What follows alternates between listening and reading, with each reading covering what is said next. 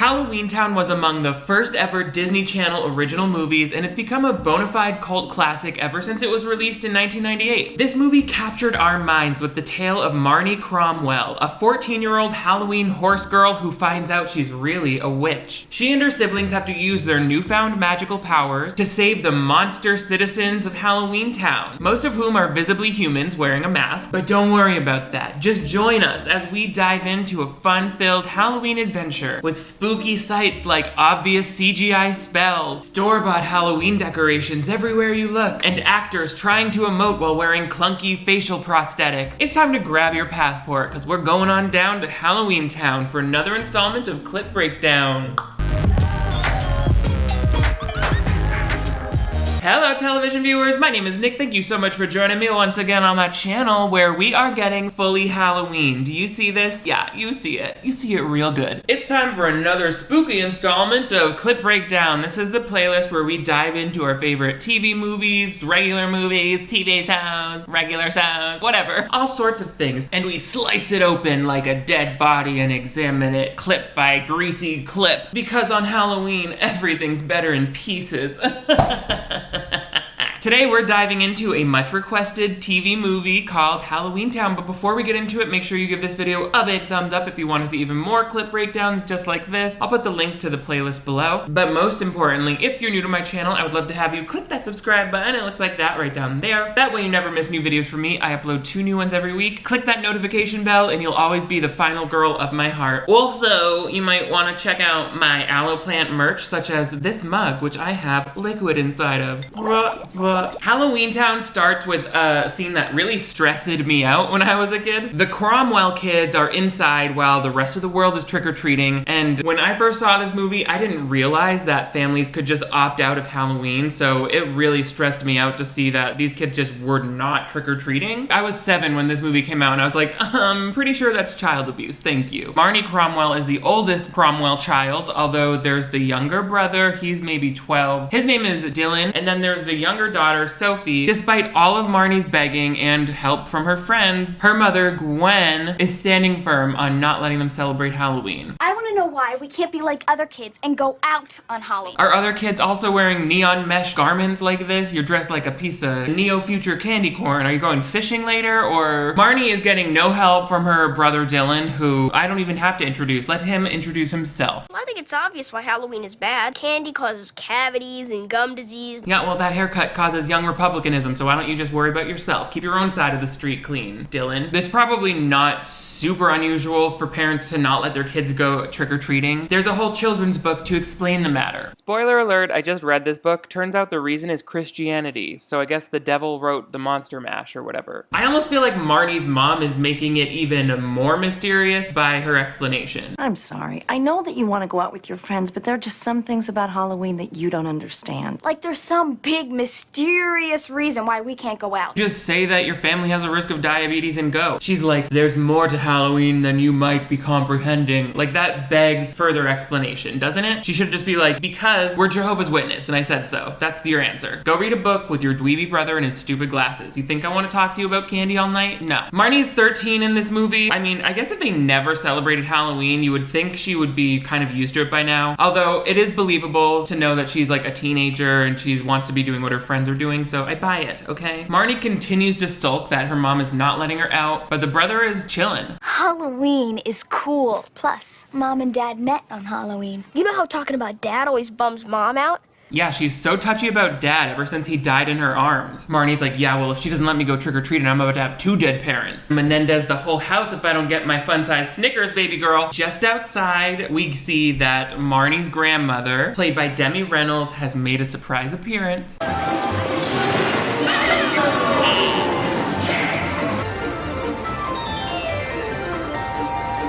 I'm sorry, but if I had a magical flying school bus, my grandkids would never ever see me again. You know where I would be? Visiting international prisons, trying to find me a husband. I love that the first act of the movie sets up that the Cromwell house may not be just your average suburban home full of white-ass people. I mean, they are that, but there's some spice in there. I want that cookie.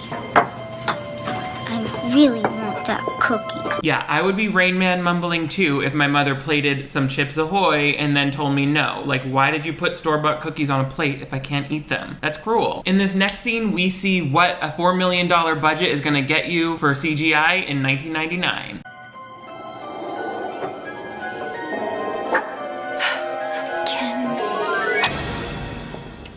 Why do I feel like this effect would have been more convincing if they had just used some fishing wire? If you're wondering why sometimes CGI looks a little off, I can give you one easy way to identify what's wrong. As you can see with this cookie when it's on the plate, the lighting does not match. You'll see the cookie's shadow is thrown up towards like 3 o'clock of the screen, and the other cookies that are actually on the plate, the shadow is angled down towards like 6 o'clock. No, what's that? 5 o'clock on the plate. That's why practical effects are always gonna look better than digital effects, because when you try to mimic the lighting of some other setting, it's easy to make mistakes that can look just really hard for the eye to take in. That being said, there's nothing more satisfying than putting a whole cookie in your mouth like that and just feeling a crunch under your tongue's pressure.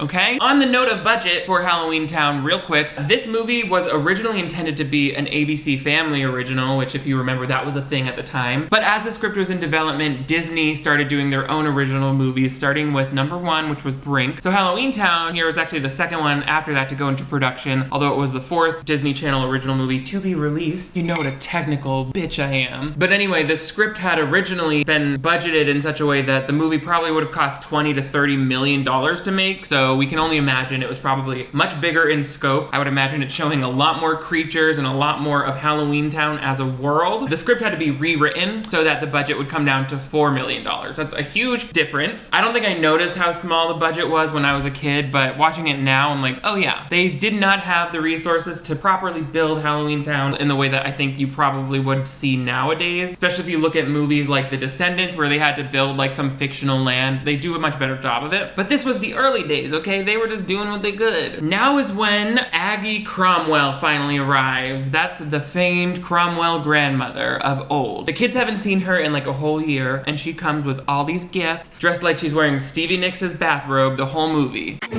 Eureka! Candy! That's the spirit? Oh, wow.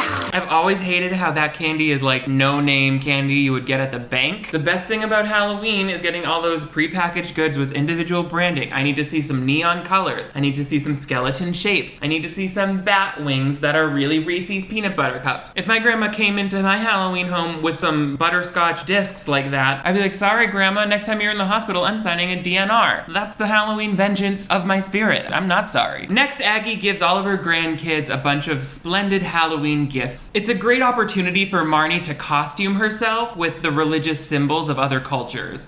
I'm a Wiccan! A pentagram! Hieroglyphics! A burning cross, a desecrated altar, a nude photo of the Virgin Mary. What, Disney, we can't have some Christian sacrilege in here too? Marnie's like, I'm into super weird stuff. Like at school, there's this Indian kid, and I just feel like, I don't know, they have like lots of arms or something. Okay, maybe let that bake for a few more years before you start coming out and saying opinions, girl. Around the dinner table, Aggie just cannot stop teaching the kids about all of the real facts of Halloween. For instance, she perfectly imitates how a ghost sounds. Well, Mother, your visit's been very educational. Yes, Mother, thank you. Now all the children know what it sounds like when you climax. Trick or treat, everyone. After the kids go to bed, the mom and grandmother have a heart-to-heart about what's really going on here. Basically, Aggie wants Gwen to move back home where she grew up. I can have a normal life here. They can have a normal life here. Being normal is vastly overrated. There it is, the phrase that would go on to be printed in curly font in thousands of quirky t-shirt designs. Oh, do you guys like my shirt? I feel like it tells the world that I've seen all of 6 Feet Under and I don't have a therapist. As a kid, it seemed very evil that the mother was refraining from telling Marnie and the kids all of this secret information about who they are. Because even at this point in the movie, you're like, what's the deal? You all got hemophilia or what? Flowers in the attic situation? Let the Halloween horrors roll, mama. I want to know. But now watching this as an adult, I'm like, maybe Aggie should respect her daughter's parenting style a little more. On your honor, don't tell them about home. Your home, I mean. Don't worry, dear. I Won't tell them a thing. My story is about HALLOWEENTOWN. She's like, I'm not gonna tell them about HALLOWEENTOWN. So once you kids get to HALLOWEENTOwn, you're gonna take a left at the county square. Aggie starts telling the kids about HALLOWEENTOwn and getting them all riled up before bed. I'm old now. I can hear myself being old now. Monsters, goblins, ghosts, and vampires. Do they have Dybbuk's and banshees there too? By the dozens. Always going right for the controversial religious symbols, huh, Marnie? Subversive queen of the night, we stand. A Dybbuk is a demon from Jewish folklore that like haunts your soul, and banshees are from Irish folklores. They bemoan death. HALLOWEENTOwn sounds fun. If there are dozens of those floating around, sounds like a great place to go. But actually, we have nothing to worry about because Aggie explains that all of the monsters there can actually be pretty cool. Some of the slimiest, squanchiest, ugliest little monsters turned out to be the nicest. Me entering a gay bar for the first time. There's a troll in the corner who gives me silver coins for the jukebox. Next, Aggie pulls out the book, the HALLOWEENTOwn book that I wish existed in real life, but it doesn't. I looked on eBay. They have notebooks that have the cover of it, but like, what am I supposed to do? Learn to write? Look, it's Marnie.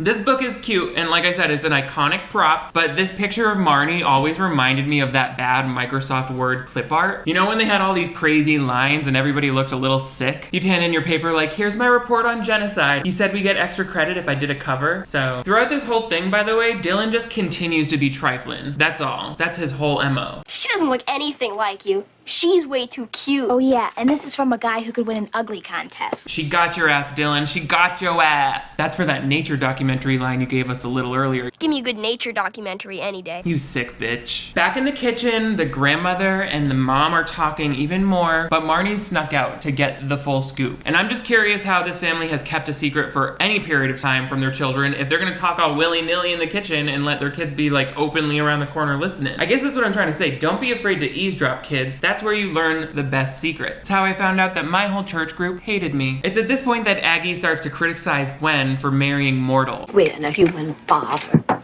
You're only lucky that you have two children that are showing powers at all. Oh great, the kids get fun trick-or-treat candy times and I get lectured about how my dead husband was from a different race. That's fun. I love when you visit. But apparently it's just like a sin for anyone to not want to be magical. Even though I could see how if we all had magic, like we're already really lazy as a humanity, I don't think we could handle having magic. I would turn into a vegetable. A veggie table. I would turn myself into a table of veggies so that I could be dipped into cool, creamy ranch and crunched upon as a healthy snack. That's the future liberals want. I mean, look at you with your plastic bowls. When you know leftover chicken keeps better when it's back on the bone.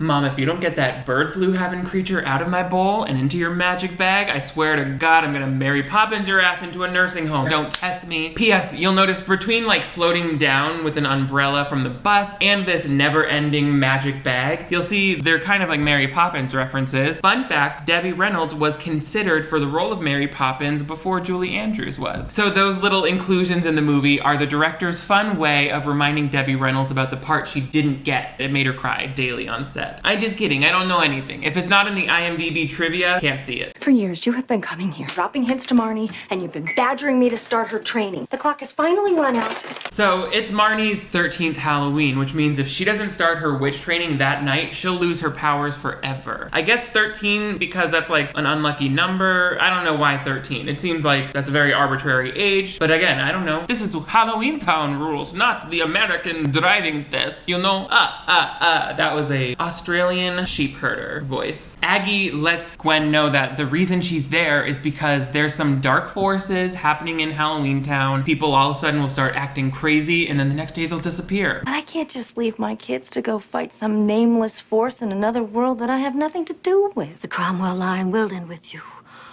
But let's just hope that HALLOWEENTOwn doesn't come to an end along with it. But Mom is not into fighting some overseas war in another dimension, you know? She's like, I gotta feed my kids their SpaghettiOs every night at 6 p.m. What do you want from me, Mom? I'm not a freedom fighter in your friggin' witch cult, okay? Leave. But of course Marnie heard everything, so it's on. She's on one. She is a witch, and so is Mom, and so am I. What do you think? I think it proves insanity is hereditary.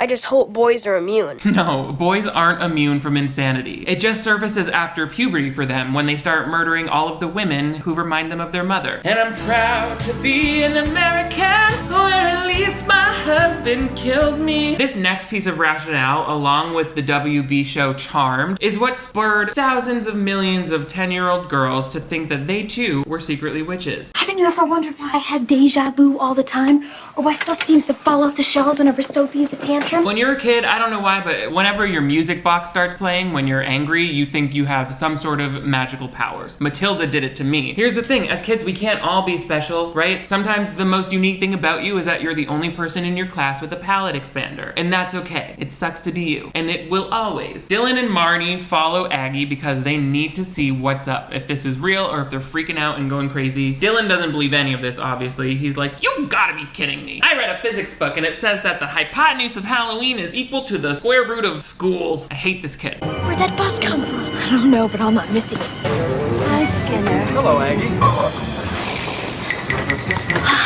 Made it. It was never clear to me, A, why this Halloweentown bus is clearly a school bus for children, and B, how these kids snuck on without Aggie seeing them. The whole spatial layout of this bus feels very confusing, like it's just a bunch of close-ups. We don't see where anyone is in relation to one another, so it feels very cramped. The bus finally touches down and the kids find themselves in a brand new mysterious world of Halloween magic, where you'll find all sorts of classic Halloween creatures like witches wearing a drugstore costume, a child with a strange, unmoving pumpkin head, and any number of fantasy creatures who seem to have run out of body paint after doing their face. Right off the bat, Aggie talks to her friend Harriet, who is a nice lady who volunteers at the Headless Shelter. She comes back again and again, so hang on to the memory of Harriet. Dylan, this is Halloweentown, just like the book. It's all a dream. Decorations, the goblins. This point is where the budget really starts to show on this movie. Obviously, they didn't have millions of dollars to spend on costuming or special effects. This movie was shot in Oregon, where they had use of this cute town square that really fit the bill for Halloweentown, but they actually had a very small number of extras, so they had to reuse extras a lot of the times, change their costume and makeup, and have them get in another scene so that it felt like there were more creatures. I think that explains why some of these makeup switches were probably a little rushed. They didn't have time to do full body paint on your arms. In a way, I think it's a charming aspect of this movie, especially since you know that it became a cult classic, and then the 3 subsequent Halloweentown films all had much bigger budgets, so you can see the scale start to improve a little bit. It's at this point that the screenwriter remembered there had been another sibling in this movie, and we had to cram her into the scene real fast. Sophie, how did you get here? I followed you onto the bus. But you were asleep.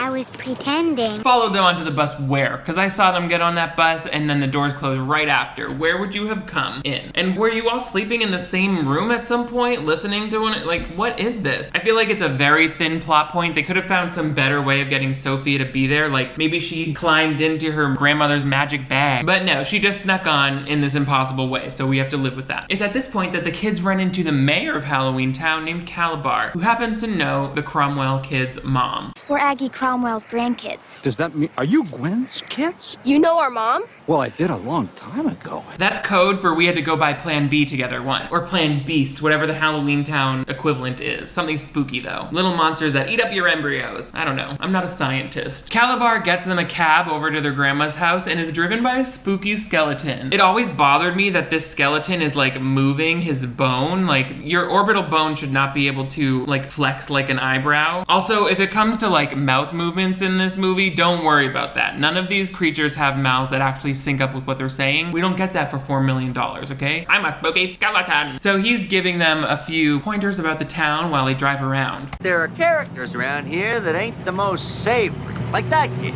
Luke.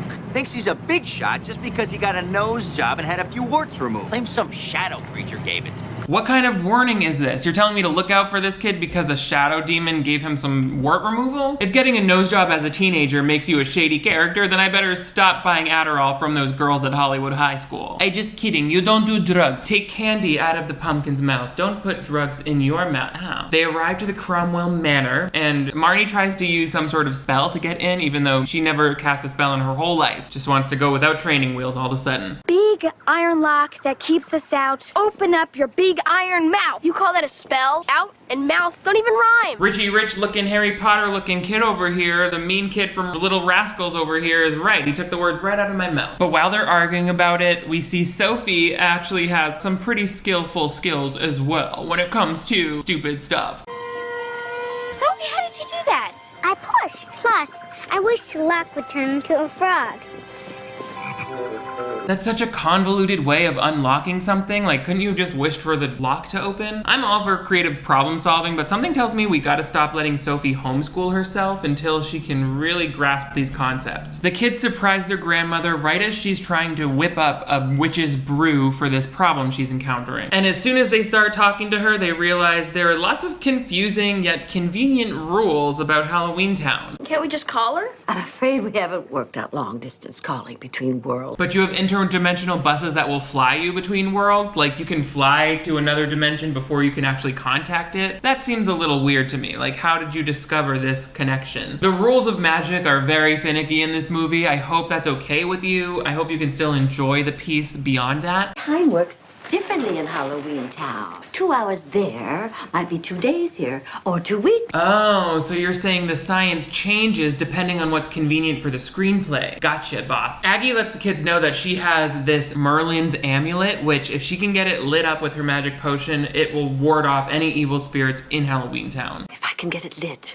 and install it properly, it should suffice to drive away this force that threatens us. Have you ever noticed in movies that most of the time witch's brew is just smoke? This movie and Hocus Pocus, every time they're pouring that potion, it's really just dry ice fog. I noticed that as a kid and I never said a thing because I was too afraid to speak up, but I won't be silenced anymore. Stop with your foggy cauldrons. Stop it. Give me real liquid in cups. Real liquid. Oh. I done lost my mind. That really paid off. Every video I decide to do something crazy with the liquids on this table. I just feel like it adds production value. What can I say? When I go through the trouble of making things wet, you know I care. That's how you know I care about HALLOWEENTOwn. Splish splash, daddy. That quick brew potion didn't work, so Aggie says they have to go into town and buy the ingredients to make it from scratch. Meanwhile, Marnie's mom has realized that those kids are not in their beds. Out and about in HALLOWEENTOwn Square, we meet some more characters who can't talk. Hello, Aggie.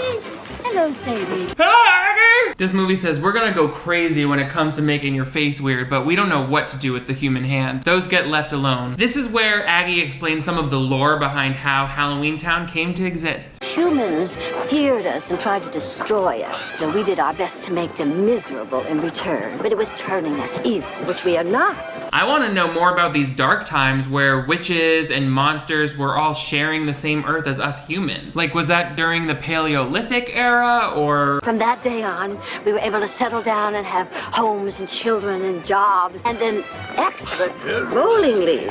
Oh. First of all, just a piece of advice for all of HALLOWEENTOwn. Having homes and children and jobs sucks. Don't worry about that. Just wave your magic wand and keep doing your candy thing. And let's get a load of this bowling league featuring scary monsters such as Regular Lady with big hair. They could not. I also read that this was shot in a particularly hot summer, so everyone was sweltering. Like, if you've ever had a facial prosthetic on, it sucks. They glue the edges down really nicely, but the rest is kind of empty, so you're sweating into this appliance. Sometimes you have to put drainage holes so you can absorb the sweat out and it won't dissolve the glue underneath. And that's to say nothing of the layers and layers of costumes that they put on. Even Debbie Reynolds has to wear these long gowns in every scene, and they're like in the sun. While they're out shopping, Aggie runs into her friend Harriet, but she's acting much different.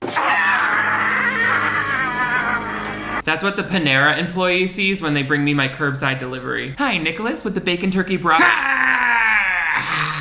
Of course, Aggie, who's like Mrs. Neighborhood Watch, has to tell the mayor what she's seeing. If she's like the others, then by tomorrow she'll have disappeared altogether. I think you've uncovered something very serious. I want you to leave this alone for now. That just broadcasts secretly the evil villain, doesn't it? You just know as soon as he tells you to stop worrying about these disappearances that something's up. People being disappeared is some secret police type stuff. I don't like this happening in my HALLOWEENTOwn. It feels a little Third Reich. It feels a little uncomfortable. Marnie gets to buy her very own flying broomstick, and that's when she runs into, what's his name, Luke, the bad kid from the other side of town or whatever. I'm something of a big cheese around here. Maybe I could show you around sometime. buy you an ice cream. I was kind of hungry, but then I smelled something stinky. It must have been the big cheese. Marnie has no time for your arrogance. She said, I'm gonna smash your face with this broom and buy my own ice cream, you little dweeb. You think I'm flattered just by you wanting to buy me some ice cream? Okay, I'm the weirdest girl in my class. If you're not here to show me your notebook drawings of the Wolfman, I don't even want to talk to you, bro. Next, Marnie goes on the ride of her life with her beloved grandmother with the most majestic magic room ride scene we could possibly get at this budget. What a witch's life it is!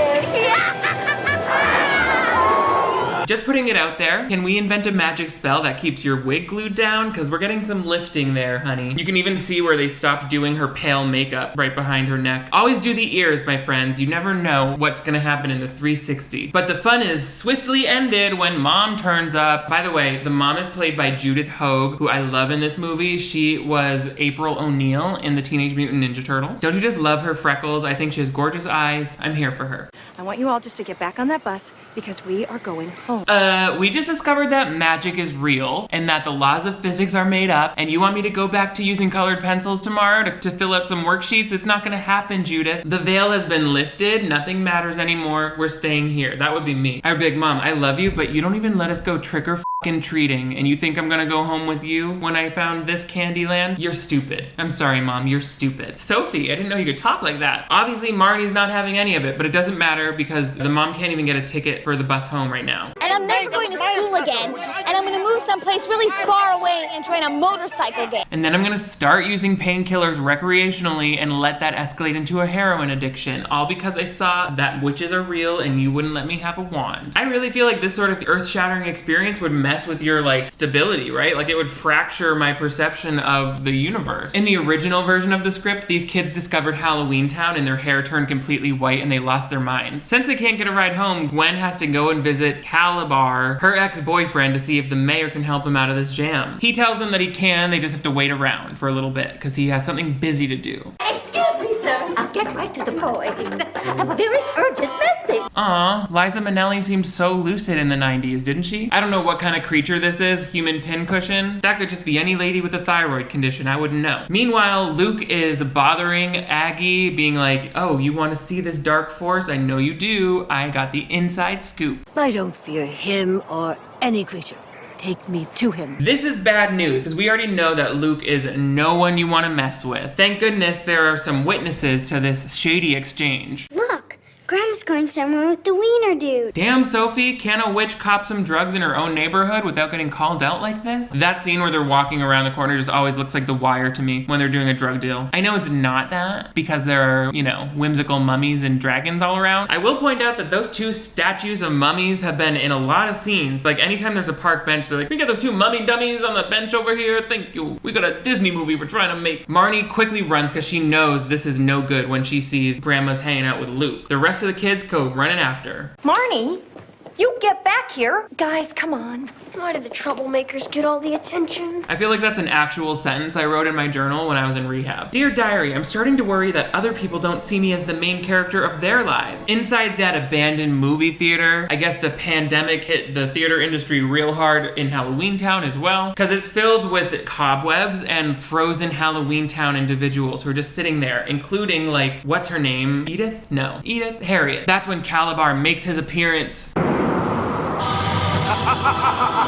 I don't know why, but the whole movie Calabar has like this, ha ha ha ha ha ha, I'm the scariest one. That actor said, I'll be damned if you're not seeing these veneers. Aggie's like, what's the deal? You're turning people into statues? What's up? They're very much alive, merely frozen in time until I need them. He's gonna activate these frozen soldiers to take over Halloweentown so that they can wage war on the mortal world, basically. It's kind of scary to think that all of these frozen people in the chairs are just conscious and like not moving. It reminds me of the House of Wax, the remake. And if that's true, it's also a bad sign for this guy. Give me the talisman! Never! And that man's family has been searching for him every day since. Where are you, Benny the Bull person? But he's been sucked into the ether by Calabar. No one ever wanted to notify his next of kin. Just off the books murder. Halloweentown is not a good place to be, okay? There's gang issues. Gwen and the kids make it into the theater just in time to step in. Gwen tries to save her mother. Gwen. the beginning of the movie, what was that about the Cromwells being the most powerful witches in the world? Because you just got iced the out in no time flat. Calabar said, freeze you real good. The kids open the door and that light somehow scares bad guy. Like, I don't know why the bad guy is scared of light. That was never brought up. It doesn't matter. It was kind of scary to see the mom and grandma get frozen like this, but it's good that the script gives us a little bit of assurance that they're not dead. You'll be all right. It's just an evil spell that freezes us. Okay, well that's still like really bad, Grandma. Like, we don't know what to do next. Don't tell me it's gonna be all right and it's just an evil spell. Once they escape, the Cromwell kids realize they've got to step up to save their family. We have to finish that witch's brew. Getting the talisman lit is our only chance of saving Mom and Grandma. Hair of a werewolf, sweat of a ghost? Come on, Dylan. We're Cromwells. Together, we can conquer anything. Yeah, like how our dad died and we barely mention it anymore. Much as I love Halloweentown, it does feel like they put in this dead parent cliche just for no reason. Like every Disney movie, it seemed like in the 90s and early thousands, they were like, and unfortunately my mom died when I was young. Okay, I guess that's a relatable story. I mean, in some level it is. It makes kids who have one parent feel seen, but in a lot of ways I was sort of like, I wish one of my parents would be dead so I could be interesting. It's a weird thing. Did anyone else ever sort of wish they could be orphaned at some point? Not because they didn't love their parents, but just because all the kids in movies and TVs had one parent or no parents. When I saw a kid on TV who had no parents, I was like, you're the coolest ever! You get to live in an orphanage and ride your bike to school probably. The next little sequence is when the kids go on their tour of Halloweentown to gather the ingredients. Like they shave off a little bit of werewolf hair from the salon, and then they need to get the sweat of a ghost, so they visit this gym.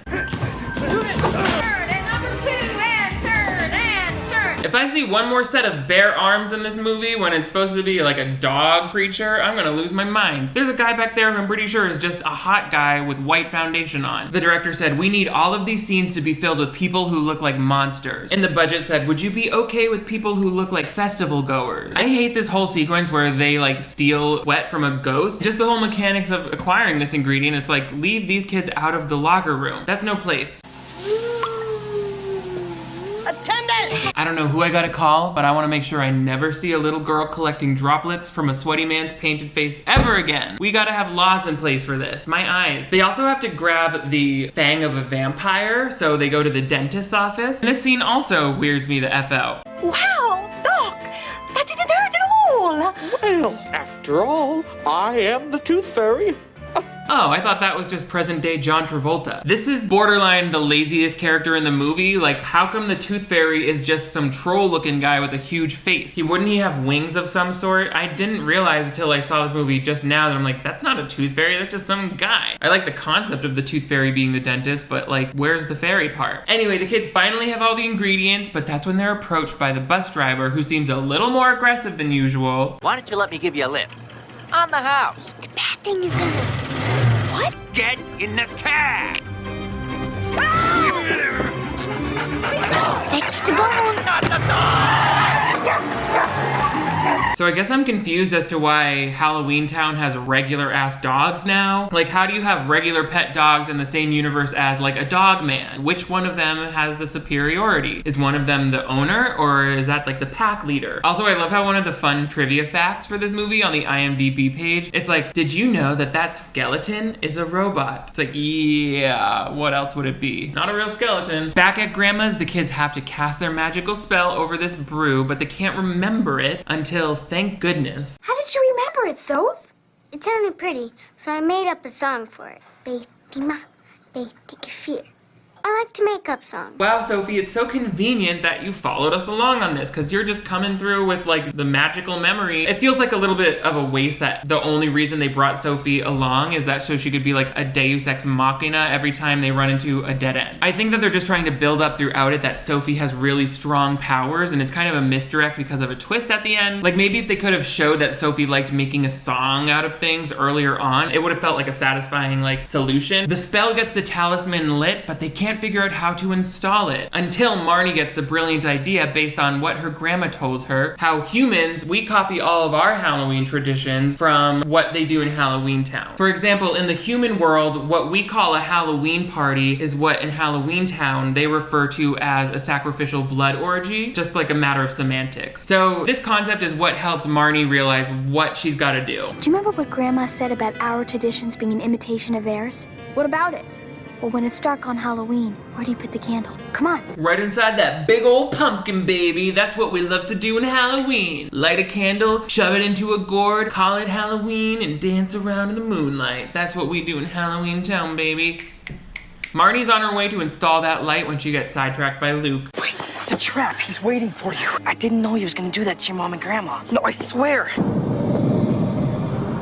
Luke reveals that he really thought he was just gonna grab the amulet and let the grandma go, so he's kind of a good guy. He's just like got mixed up morals. Right as this dark force starts taking over Halloweentown. Too long have we been exiled to this second-class world!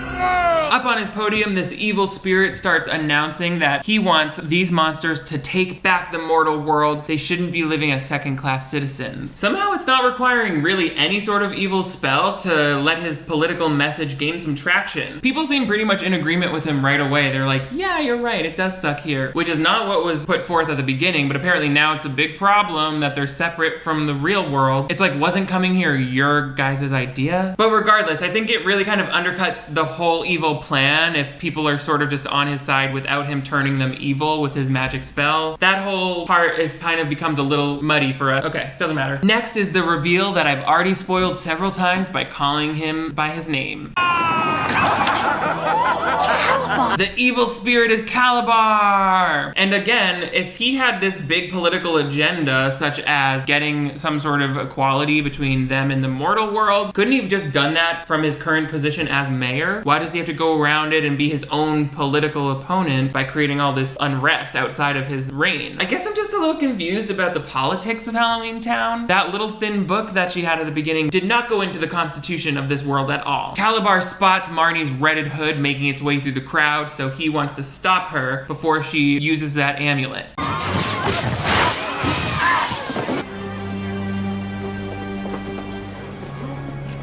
Joke's on you. It was just me that you murdered. Of course, this fake out doesn't last too long.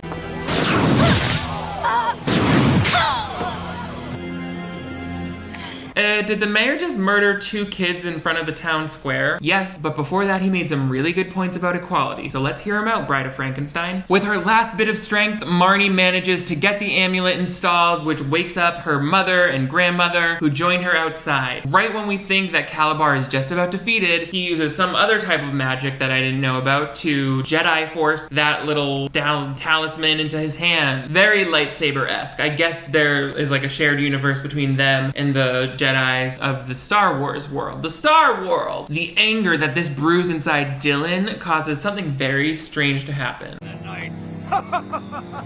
Dylan!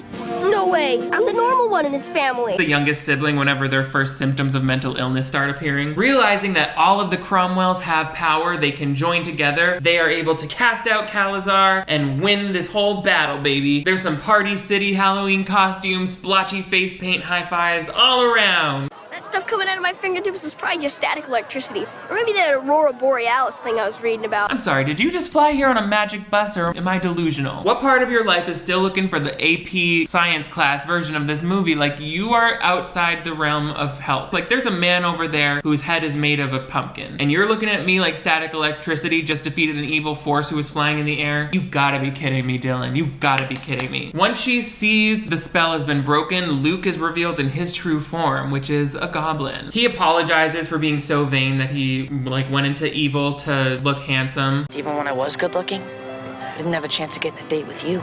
A date? Yeah, it was stupid.